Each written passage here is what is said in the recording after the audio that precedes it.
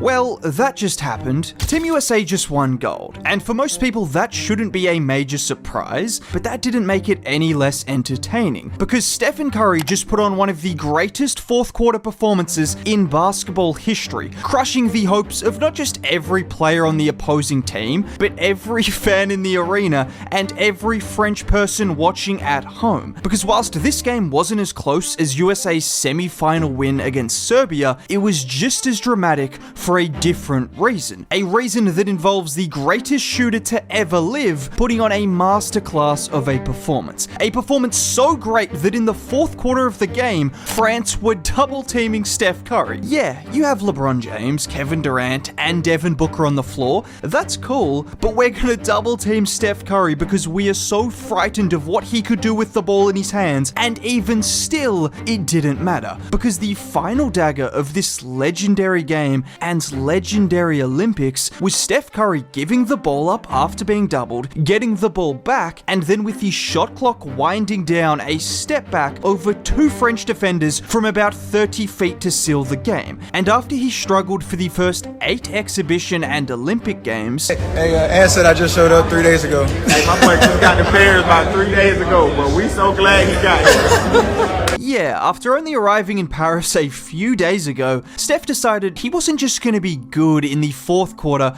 of the gold medal match. Oh no, he decided to pull off back-to-back legendary performances. And I don't use that word lightly, but these performances will be remembered as two of the greatest in international basketball history. Firstly, dropping 36 points against Serbia when Team USA really struggled to make shots early in the game, putting them on his back. And then against France, finishing with 24 points, but making it legendary in a different way by putting the team on his back in the last quarter to close out the match and the tournament, making ridiculous shot after ridiculous shot after ridiculous shot. And honestly, maybe the craziest shot that Steph made wasn't even in the last quarter, because there was a shot during the first half where the ball was kicked out to Steph in the corner, and with the 100-foot wingspan of Victor Wembanyama closing out on him, he somehow managed to rainbow the shot over the top of Wemby for the bucket. I guess that's what you can do when you're Steph Curry. But in all honesty, this still doesn't do justice what he just did in this game. With the game separated by 3 points and 3 minutes remaining, the crowd was right behind the home team. That's when Steph hit 4 3-pointers in the span of 3 minutes. 4 3-pointers in 3 minutes to close the game. Do you know how psychotic you have to be to do that? To do that in the home country of the team you are playing for a medal that is only awarded once every 4 years. That's not just psychotic,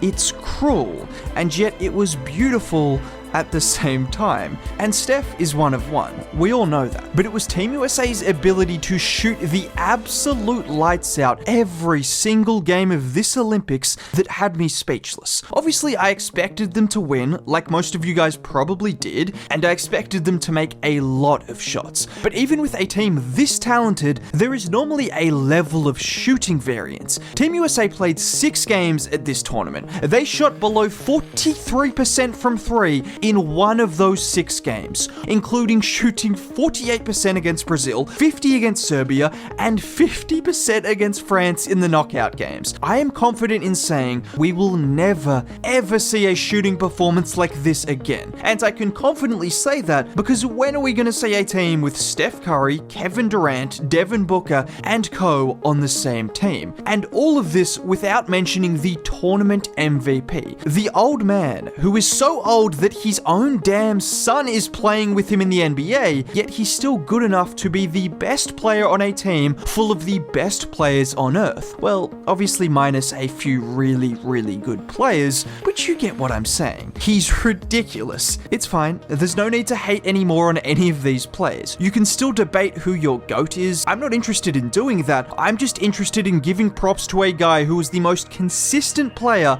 on Team USA and maybe the most consistent player player of anyone in the entire tournament, on par with Nikola Jokic, finishing the game against France with double-digit assists just like he did against Serbia, where he finished with one of 5 triple-doubles in Olympic history, becoming the only player to do so twice. And for LeBron to be doing this as someone who's 10 years older than a guy like Jokic and 13 years older than a guy like Jason Tatum, that's what makes it just ridiculous.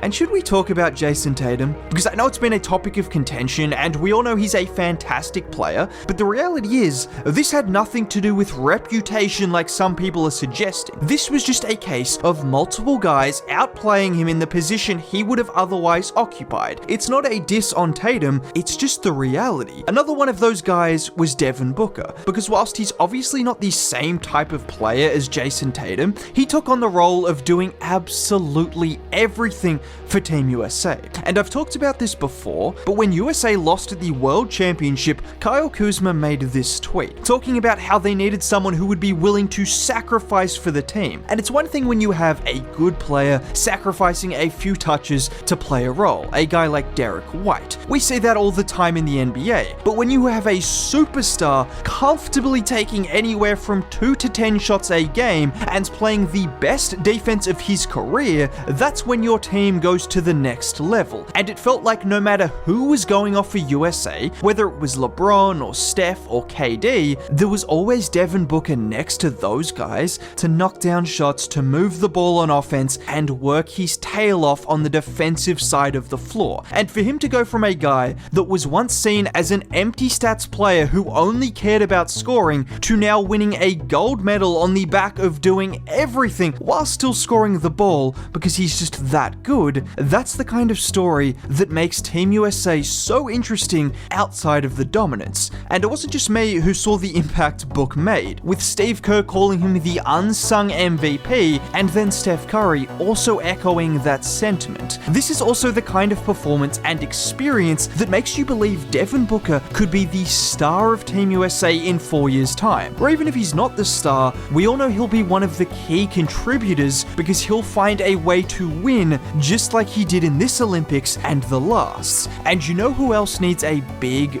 shout out for this game? It's Anthony Davis. Because whilst I've seen a lot of talk about Joel Embiid, both good and bad, and he was great against Serbia, but like I've said in every video this Olympics, what makes Team USA so unstoppable is you can have Embiid look like an MVP candidate in the semi-finals, but then play 10 minutes in the final because Anthony Davis was a better matchup against France. And he wasn't just good, he was absolutely dominant, using all of that length and size and athleticism to put a rim on the basket for France whenever they got near him, recording 8 points, 9 rebounds, 4 blocks, and 2 steals in just 20 minutes. Now, if you did make it all the way to the end of the video and have watched throughout the Olympics, thank you very much, it's been much appreciated. I will still be making more content going forward, so consider subscribing, it's free, dropping a like would be much appreciated. Either way, have a very great day. Bye.